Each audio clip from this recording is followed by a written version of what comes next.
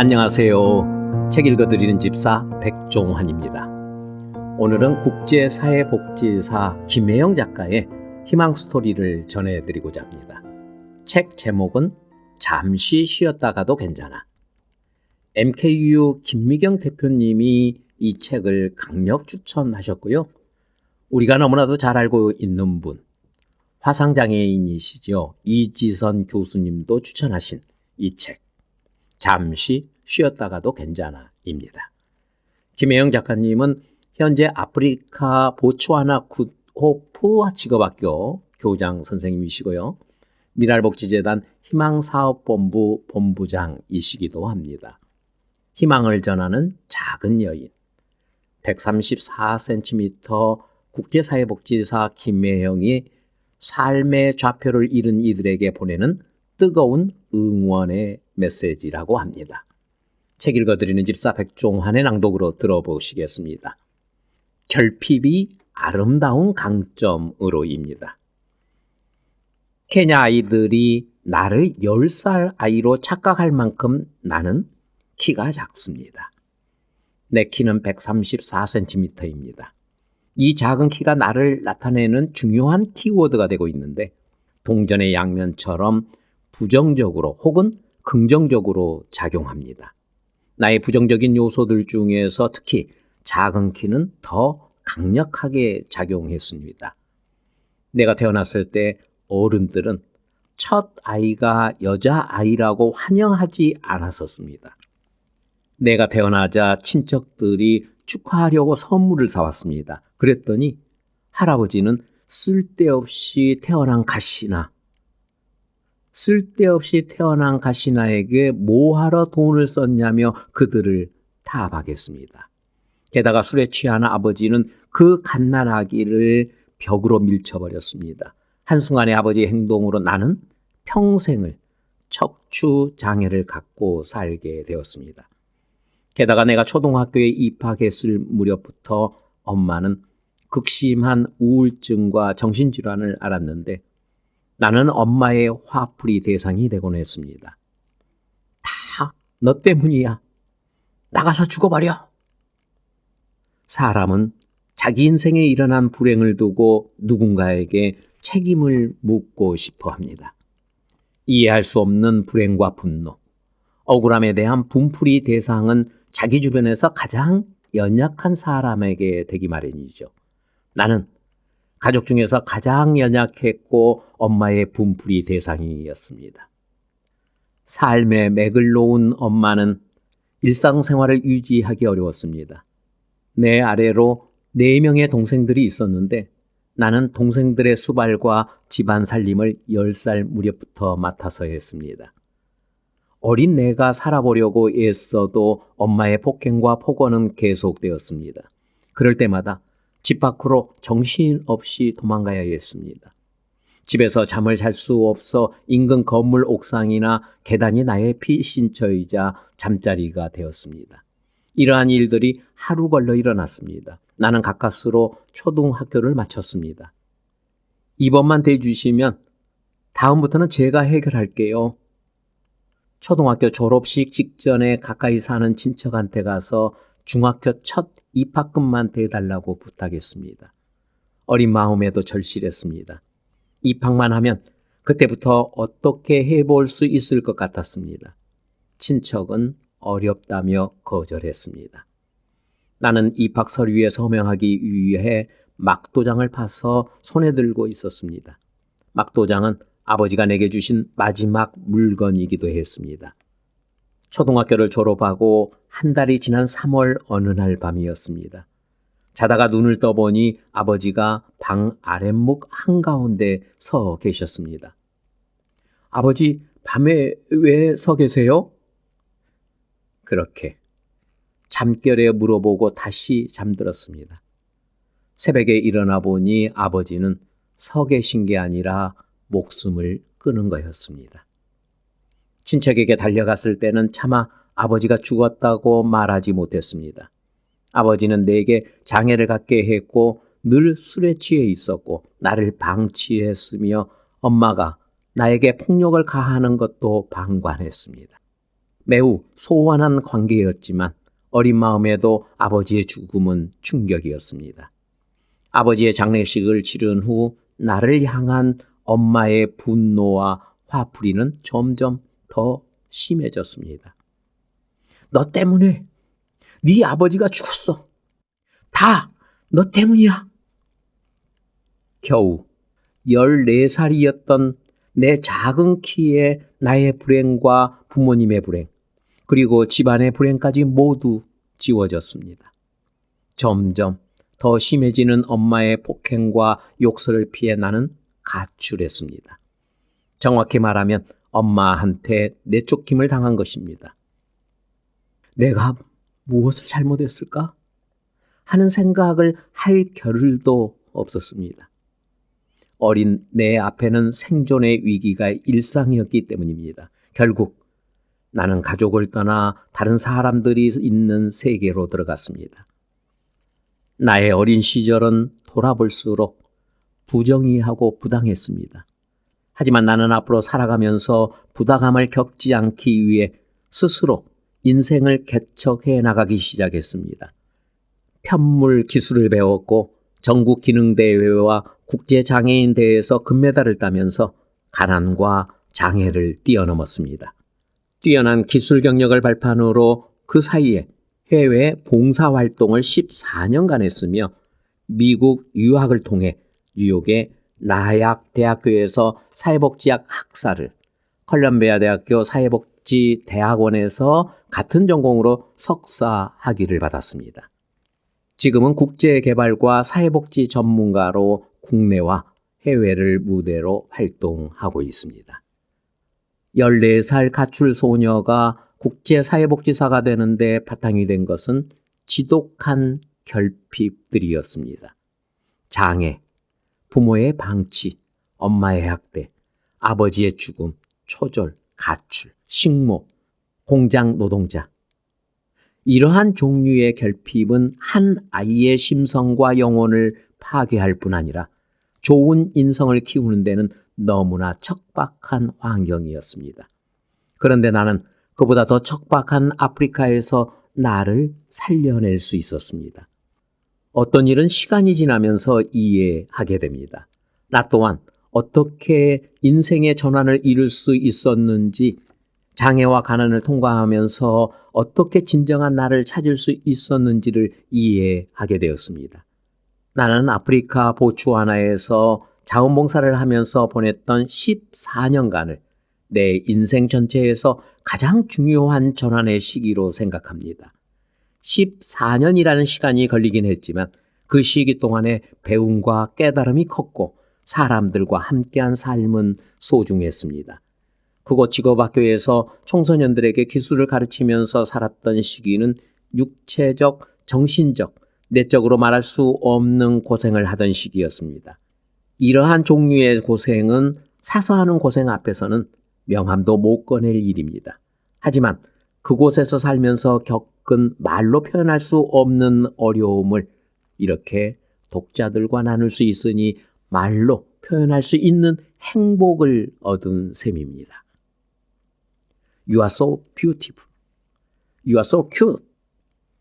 이런 믿을 수 없는 놀랄 만한 말을 학생들은 입에 달고 살았습니다. 나를 볼 때마다 입고 있는 옷이며 신발이며 무엇이든 다 예쁘다고 해주었습니다.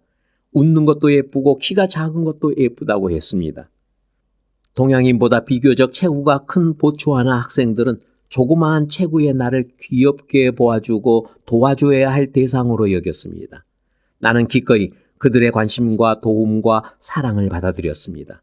세상에 내가 이런 사랑과 관심을 받다니 나는 이런 사람들이 사는 곳이 있구나 하고 감탄했습니다. 보츠와나 청소년들은 못생기고 작고 힘들게 천천히 걷는 나를 있는 그대로 도와주었습니다. 게다가 예쁘다고 귀엽다고 요즘 말로 애정하는 태도로 나에게 다가왔습니다. 여러 개의 기술, 금메달을 따도 뛰어난 기술자가 되어도 여전히 척추장애인 범주에 갇혀 있던 나에게 아이들이 해준 이 말들은 내 인생에 큰 변화를 일으켰습니다. 어떠한 말로 내 어린 시절과 인생의 불행을 걷어낼 수 있겠습니까? 그 불가능에 가까운 일이 한국에서 멀리 떨어진 아프리카 사람들의 말에서부터 이루어지기 시작했다고 보아도 좋습니다. 아프리카에 살면서 신경 쓰지 않아도 된 것은 내가 신체가 불편한 장애인이라는 사실입니다. 신경이 쓰이지 않았을 뿐더러 새로운 자각이 생겼으며 나를 새롭게 해석하게 되었습니다. 장애인이 아니라 한 여성이자 인간이라는 정체성 말입니다. 사회복지사가 되어 그때의 나를 돌아보면 기특한 것이 있습니다. 내가 해결하겠다라고 했던 말입니다. 베르나르 베르베르는 상상력 사전에서 언어와 어휘를 바꿈으로써 혁명을 이룰 수 있다고 했습니다. 생각에서 말이 나온다는 말은 진리입니다. 내 인생에서 혁명은 바로 내가 해결하겠다라는 말이었습니다. 내가 이러한 생각을 한 것은 저절로 그렇게 된 것이 아닙니다. 초등학교 시절 내내 잠잘 곳, 먹을 곳, 입을 것을 거의 혼자 해결했습니다. 집안 일에는 관심이 없는 부모님을 대신해서 4명의 동생들의 돌봄과 집안일을 도맡아 했습니다. 지금 시대의 기준으로 보면 아동학대, 소외, 방치, 방관의 배경입니다. 그러한 환경 가운데 있었기 때문에 나는 스스로 생존을 위해 살 길을 찾아 나가야 했습니다. 그리고 그 과정에서 자주적이고 문제 해결에 집중하는 태도가 만들어졌습니다. 어린 시절의 불행한 환경이 내게 준 값진 성격적 특성이 되었던 것입니다.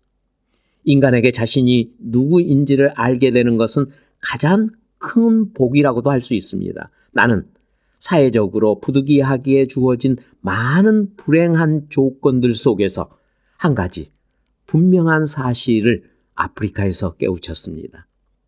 이러한 깨우침은 키 134cm라는 육체적 결핍에서 비롯된 그 아름다운 말들의 강력한 강점으로 작용했다는 것입니다. 한 꼭지 더 전하고 싶습니다. 도망가자. 거기에 길이 있을 것이다. 입니다. 나는 20대 중반에 처음 아프리카로 왔습니다. 이 원고를 쓰고 있는 지금 케냐에 있으니까 여기로 온 것으로 하겠습니다. 한국에 있었다면 아프리카로 도망갔다고 쓸 것입니다. 당시의 내 형편을 지금에 와서 살펴보면 확실히 나는 아프리카를 도피처이자 피난처로 삼은 것 같습니다. 나는 여러 번 도망했습니다. 처음에는 집에서, 두 번째는 한국에서, 세 번째는 아프리카에서입니다. 처음 집에서 엄마의 매질과 욕설, 반복되는 폭행을 피해 가출했습니다. 나는 어려서부터 엄마에게서 저주에 가까운 말과 매질을 견뎌야 했습니다. 14살쯤 되어서는 간신히 겨우 3살이 된 막내 남동생을 업고 있었습니다. 도망도 못 가고 엄마의 눈을 피해 다녔던 그해 가을 어느 날, 엄마는 부엌칼을 휘두르며 나를 집 밖으로 내쫓았습니다. 나는 며칠 동안 주인집 다락방에 숨어 있었습니다.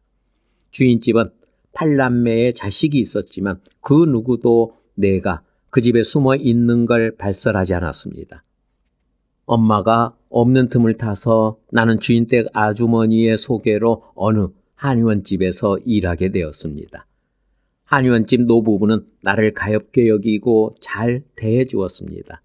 처음 나를 보자 너무 작아서 놀랐다고 했습니다.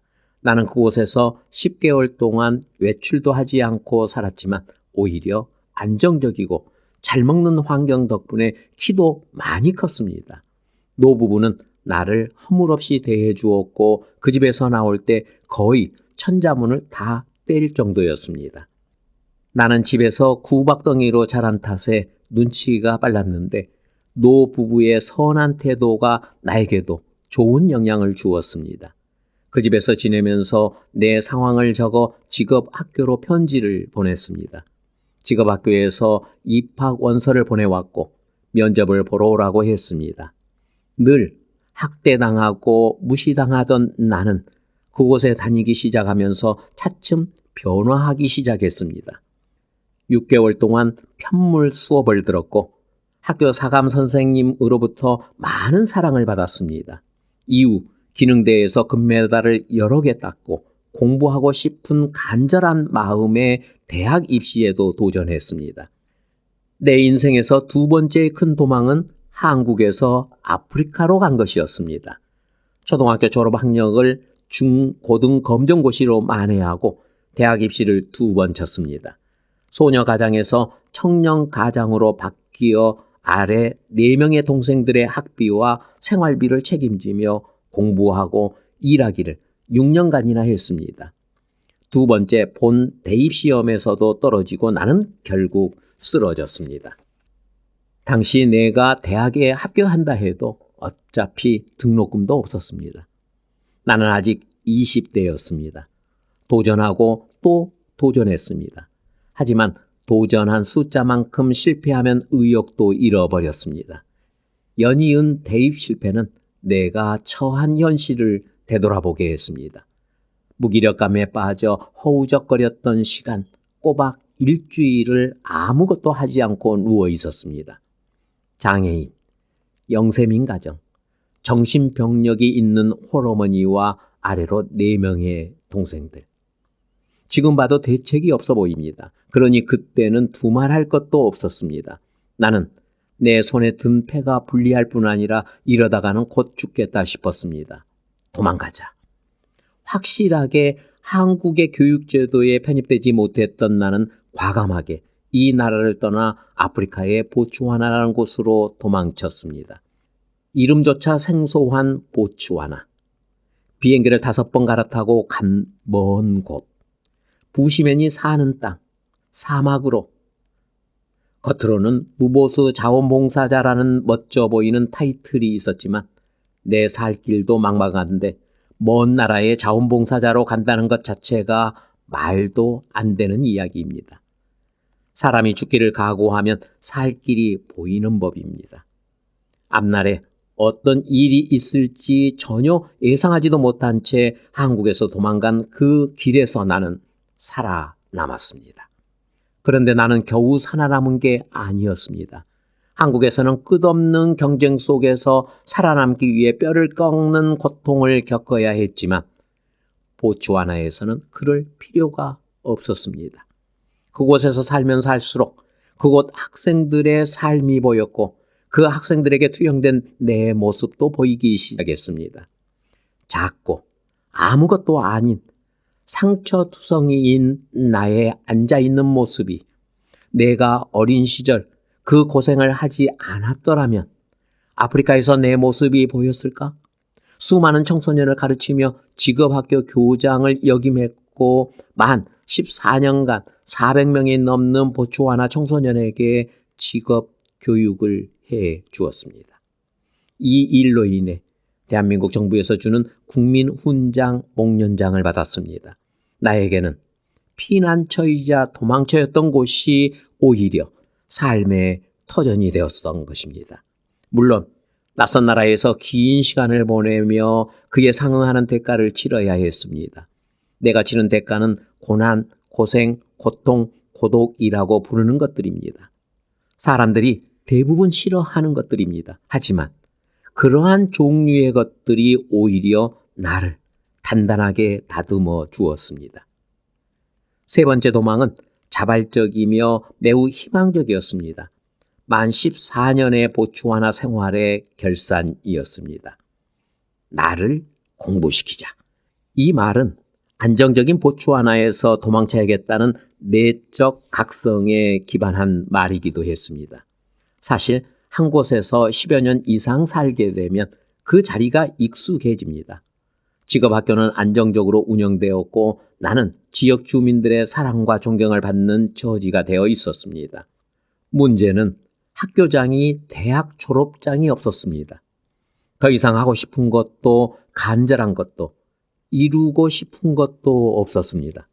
사방 360도로 펼쳐진 허허벌판에서 10년 이상 살다 보니 마음이 그 벌판처럼 평평해진 것입니다. 인생을 사는 동안 파도도 없고 쓰나미도 없으면 다행이라고 여겨야 할 것입니다. 그때 나는 그랬습니다. 그런데 나는 그것이 불안했습니다. 김지수 이어령 선생님의 이어령의 마지막 수업이 당시의 내 마음 상태를 가장 잘 표현하고 있습니다. 책에서 이어령 선생님은 이렇게 말하고 있습니다.